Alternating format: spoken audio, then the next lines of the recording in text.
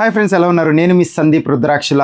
ఈ రోజు in fact news 11కి మీ అందరికీ స్వాగతం. ఈ రోజు డేట్ వచ్చేసరికి 10th జూలై 2026. ఈ రోజు మొదటి న్యూస్. ఎముకల కుళ్ళిన వయస్సు మళ్ళిన సోమరులారా చావండి అని శ్రీశ్రీ రాసిన కవిత్వం గుర్తొస్తుంది కొంతమంది యువతను చూస్తుంటే. కానీ ఇప్పుడు చెప్పబోయే 80 ఏళ్ల తాత కథ వింటే మాత్రం మనందరిలో ఎప్పుడూ ఒక మూల దాగి ఉన్న సోమరతనాన్ని తట్టి లేపుతుంది. తాత ఐ లవ్ యూ అని చెప్పిస్తుంది. ఈ కథ కోల్కతాకు చెందిన రవీంద్రనాథ్ సర్కార్ది. ఆయన వయసు 80 ఏళ్లు. ఆస్తమాతో బాధపడుతున్నారు. 52 ఏళ్లగా టాక్సీ నడుపుతూ కష్టపడుతున్నారు. ఆయన జీవితంలో ఆయన సెలవులు నెరగడు. రిటైర్మెంట్ అనేది చూడలేదు. ఉదయం 6 గంటలకు మొదలుపెట్టి రాత్రి 10 గంటల వరకు దాదాపు 16 గంటలు పనిచేస్తూ గుండె జబ్బుతో బాధపడుతున్న తన భార్యకు ఆహారం, అద్దె, మందుల కోసం సరిపడా డబ్బు సంపాదించడానికి ఇప్పటికీ టాక్సీ నడుపుతూ తన భార్యను చూసుకుంటూ ఎందరికో ఆదర్శంగా నిలుస్తున్నారు. మనిషిని బట్టి రేట్లు చెప్తూ దొరికిన చోట దొరికినంత నొక్కేద్దామనుకునే ఈ రోజుల్లో సర్కారు తాతగారు ఎంత న్యాయం అనిపిస్తే అంతే ఇవ్వండి అంటూ తన నిజాయితీని చాటుకుంటున్నారు. ఆ నిజాయితీయే ఈ రోజు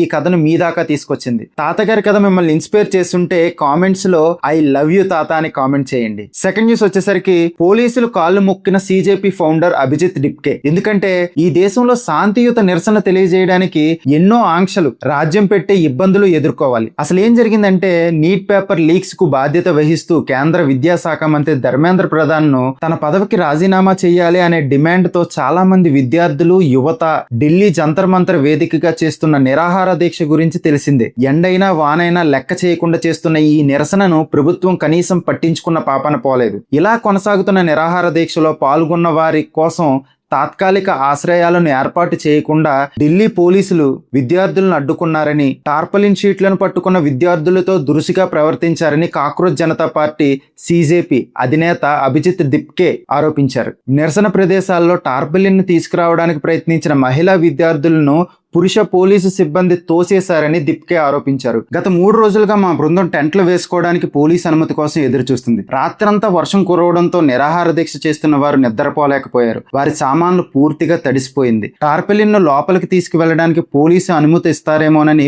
ఉదయం 11 గంటల నుంచి ఎదురు చూస్తున్నాం అని డిప్కే చెప్పారు. టెంట్లు ఏర్పాటు చేసుకోవడానికి అనుమతి ఇవ్వాలంటూ డిప్కే పోలీస్ సిబ్బంది కాళ్లపై పడి వేడుకున్నారు. ఇప్పుడు ఆ వీడియో సోషల్ మీడియాలో వైరల్ అవుతుంది. ప్రజాస్వామ్య దేశంలో శాంతియుత నిరసనకు మానవతా దృక్పథం లేకుండా ఎలాంటి ఆంక్షలు విధించడం మీద మీరేమంటారు? కామెంట్ చేయండి. ఒకే ఒక్కడు విజయ్. విజయ్ అంటే సీఎం, సీఎం అంటే విజయ్ అన్నట్టు విజయ్ తమిళనాట కొత్త రకమైన గవర్నెన్స్ చేస్తున్నారా అనిపిస్తుంది ఆయన తీసుకున్న నిర్ణయాలు, చర్యలు చూస్తుంటే. క్యాంప్ ఆఫీసు, సచివాలయాలు, సభలు, సమావేశాలతో మాత్రమే ఒక సీఎంని మనం ఊహించుకోగలుగుతాం మనకు తెలిసిన ముఖ్యమంత్రుల పనితీరు వల్ల. కానీ విజయ్ వాళ్ళందరికీ భిన్నంగా ఫీల్డ్ వర్క్ లో కూడా కనిపిస్తూ ఆకస్మిక తనిఖీలు చేస్తూ పాలనలో తన మార్కును చూపిస్తున్నారు. ప్రభుత్వ ఆసుపత్రుల అవినీతి, అపరిశుభ్రతపై ఆరోపణలు రావడంతో విజయ్ తానే ఫీల్డ్లోకి దిగారు. చెన్నైలో పిల్లల ఆసుపత్రి, ఇన్స్టిట్యూట్ ఆఫ్ చైల్డ్ హెల్త్ లో ఎటువంటి ముందస్తు సమాచారం లేకుండా స్వయంగా తనిఖీలు చేపట్టారు.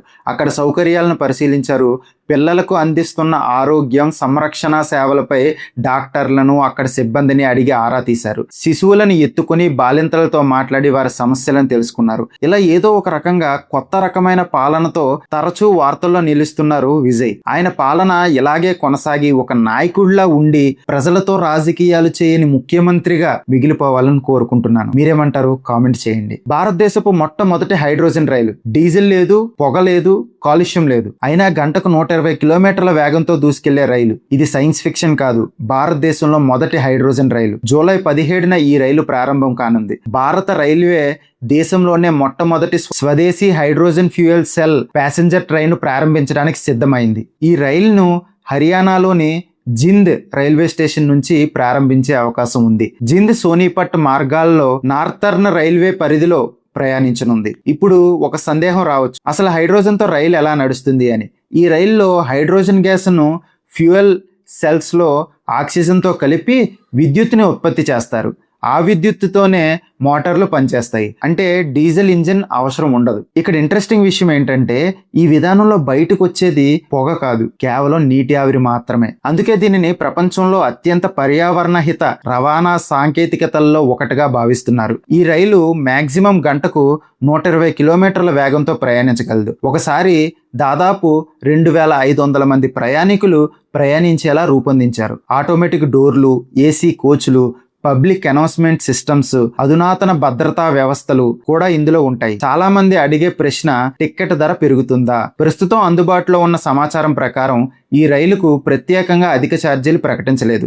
ఈ మార్గంలో ఇప్పటికే ఉన్న సాధారణ ప్రయాణికుల ఛార్జీలకే దగ్గరగా ఉండే అవకాశం ఉందని చెప్తున్నారు. అయితే టికెట్ ధరలు, పూర్తి టైం టేబుల్ ను భారత రైల్వే అధికారులు ప్రకటించాల్సి ఉంది. ఈ ప్రాజెక్ట్ తో Bharat, Germany, Japan, China, America లాంటి హైడ్రోజన్ ఇంజన్లను ఉపయోగిస్తున్న దేశాల జాబితాలో చేరబోతుంది. ఇది కేవలం ఒక కొత్త రైలు కాదు, భారత్ రైల్వేల భవిష్యత్. గ్రీన్ ఎనర్జీ వైపు పడుతున్న పెద్ద అడుగులుగా భావించవచ్చు. డీజిల్ నుండి హైడ్రోజన్ వైపు భారత్ ఈ రోజు మొదటి అడుగు వేసింది. ఈ ప్రాజెక్ట్ సక్సెస్ అయ్యి ఫ్యూచర్ లో ఇండియన్ రైల్వేస్ పొల్యూషన్ ఫ్రీగా మారుతుందని ఆశిద్దాం. మీరేమంటారు? మీ అభిప్రాయం కామెంట్ చేయండి. ఈ మధ్య ఆర్టిఫిషియల్ ఇంటెలిజెన్స్ ని బెస్ట్ ఫ్రెండ్ గా, లవర్ గా, ఎమోషనల్ సపోర్ట్ గా ఉపయోగించడం సర్వసాధారణం అయిపోయింది. అలాంటి ఏఐ పై ఇప్పుడు చైనా భారీ ఆంక్షలు విధించింది. జూలై 15 నుంచి మనుషులతో నిజమైన వ్యక్తుల్లా భావోద్వేగ బంధాలు ఏర్పరిచే ఏఐ కంపెనీస్ యాప్స్ పై చైనా కొత్త నిబంధనలు అమలుపరిచింది. దీని ప్రభావంతో చైనాలో ప్రముఖ ఏఐ యాప్స్ అయిన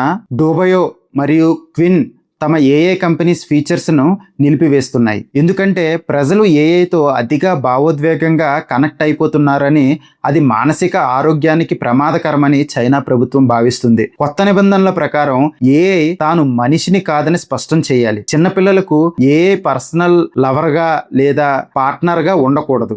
ఏఐ పై వ్యసనం పెరిగితే బ్రేక్ తీసుకోమని గుర్తు చేయాలి. అవసరమైతే యూజర్ తన చాట్ హిస్టరీని డిలీట్ చేసుకునే అవకాశం ఉండాలి.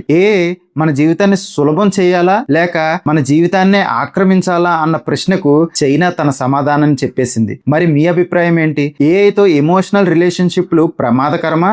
కామెంట్ చేయండి. నన్ను చంపేసేందుకు కుట్ర చేస్తున్నారు బాబోయ్ అంటూ ట్రంప్ గగ్గోలు పెడుతున్నాడు. నన్ను చంపేందుకు ఇరాన్ ప్రయత్నించింది అని అమెరికా అధ్యక్షుడు డొనాల్డ్ ట్రంప్ చేసిన ఆరోపణలు చర్చనీయాంశం అవుతున్నాయి. అంతేకాదు, అలా జరిగితే ఇరాన్ను పూర్తిగా నాశనం చేయండి అంటూ ఆయన వ్యాఖ్యానించారు. అసలు ఏం జరిగింది అంటే, అమెరికన్ ఇంటెలిజెన్స్ సంస్థలు ట్రంప్కు ముందే సమాచారం ఇచ్చారని ఆయన తెలిపారు. అందుకే ఆయన భద్రతను కూడా భారీగా పెంచినట్లు అమెరికా అధికారులు గతంలోనే చెప్పారు. ఒకవేళ ఇరాన్ ట్రంప్ పై దాడి చేస్తే అమెరికా సైన్యం ఇరాన్ పై ఎలాంటి చర్యలు తీసుకోవాలో ముందుగానే ప్రణాళిక సిద్ధంగా ఉండాలని కూడా ఆయన సూచించినట్లు వార్తలు వచ్చాయి. ఇరాన్, అమెరికా మధ్య విభేదాలు కొత్తవి కాదు. ఇరాన్ అణు కార్యక్రమాలు, మిడిల్ ఈస్ట్ రాజకీయాలు మరియు అమెరికా ఆంక్షలు కారణంగా ఈ రెండు దేశాల మధ్య చాలా సంవత్సరాలుగా ఉద్రిక్త పరిస్థితులు కొనసాగుతున్నాయి. ట్రంప్ అధ్యక్షుడిగా ఉన్న ఈ సమయంలో ఇరాన్ పై కఠిన ఆంక్షలు విధించారు. అప్పటి నుంచి రెండు దేశాల మధ్య సంబంధాలు మరింత దెబ్బతిన్నాయి. ఒక దేశాధ్యక్షుడే తనపై హత్య కుట్ర జరుగుతుందని బహిరంగంగా చెప్పడం ప్రపంచ రాజకీయాల్లో పెద్ద చర్చకి దారితీసింది. ఇలాంటి వ్యాఖ్యలు మిడిల్ ఈస్ట్ లో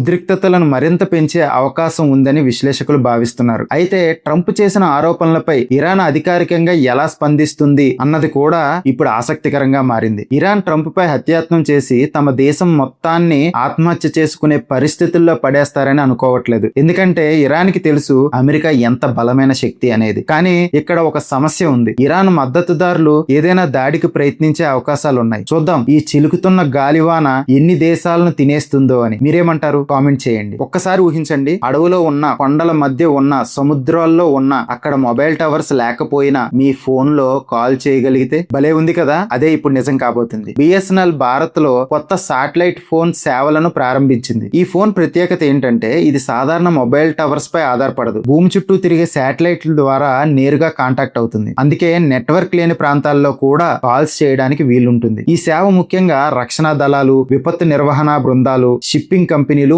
మత్స్యకారులు, అడవుల్లో లేదా కొండ ప్రాంతాల్లో పనిచేసే అధికారులు వంటి వారికి ఎంతో ఉపయోగపడుతుంది. కానీ ఈ ఫోన్ ధర వింటే కొంచెం ఆశ్చర్యంగానే ఉంటుంది. దీని ధర సుమారు 1,34,000. అంతేకాదు, ఫోన్ కొనుగోలు చేసిన తర్వాత వినియోగానికి నెలసరి లేదా సంవత్సరానికి ఒకసారి సర్వీస్ ఛార్జీలు కూడా ఉండే అవకాశం ఉంది. అందుకే ఇది ప్రస్తుతం సాధారణ వినియోగదారుల కోసం కాకుండా ప్రత్యేక అవసరాల కోసం ఎక్కువగా ఉపయోగపడే టెక్నాలజీగా చెప్తున్నారు. వరదలు, భూకంపాలు, తుఫాన్లు లేదా ఇతర ప్రకృతి వైపరీత్యాలు సమయంలో సెల్ టవర్లు పనిచేయకపోయినా శాటిలైట్ ఫోన్ ద్వారా కమ్యూనికేషన్ కొనసాగించవచ్చు. అందుకే ప్రపంచవ్యాప్తంగా ఇలాంటి ఫోన్లను అత్యవసర పరిస్థితుల్లో పరిస్థితుల్లో ఎక్కువగా ఉపయోగిస్తున్నారు. భవిష్యత్తులో సాధారణ మొబైల్ ఫోన్ లో కూడా ఈ శాటిలైట్ కనెక్టివిటీ రావచ్చు. అప్పుడు నెట్వర్క్ లేదు అనే సమస్య ఉండదు. ఈ టెక్నాలజీ సాధారణ మొబైల్ ఫోన్స్ లో వస్తే ప్రమాదం అనుకుంటున్నారా, లేదా దేశ అభివృద్ధికి ఉపయోగపడుతుంది అనుకుంటున్నారా? మీ విలువైన అభిప్రాయాన్ని కామెంట్ చేయండి. E20 పెట్రోల్ దేశానికి లాభమా లేక వాహనాలకు నష్టమా? ఈ ప్రశ్న ఇప్పుడు దేశవ్యాప్తంగా పెద్ద చర్చగా మారింది. ఇప్పుడు ఈ వివాదం మరో మలుపు తిరిగింది. కొన్ని రోజుల క్రితం E20 పెట్రోల్ వల్ల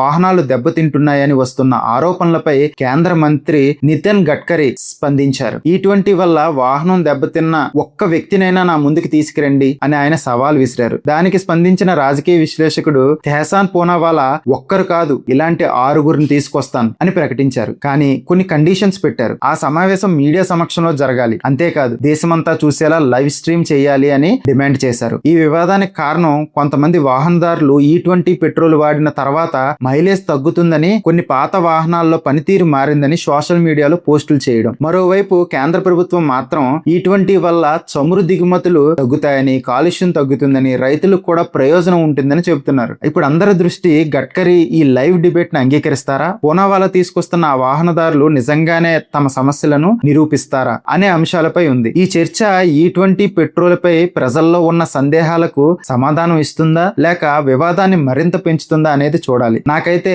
ఎప్పట్లాగే కేంద్రం సైలెన్స్ మెయింటైన్ చేస్తుంది, లేకపోతే ఇష్యూని సైడ్ ట్రాక్ చేస్తుంది అనిపిస్తుంది. మీకేమనిపిస్తుంది? కామెంట్ చేయండి. That's all for today friends. ఈ వీడియో మీకు నచ్చినట్లయితే లైక్ చేయండి, మీ ఫ్రెండ్స్ అండ్ ఫ్యామిలీకి షేర్ చేయండి. ఇలాంటి మరిన్ని ఇంట్రెస్టింగ్ న్యూస్ ఎపిసోడ్స్ కోసం ఇప్పుడే ఈ ఛానల్ ని సబ్స్క్రైబ్ చేసుకోండి. దిస్ ఈస్ సందీప్ రుద్రాక్షల సైనింగ్ ఆఫ్.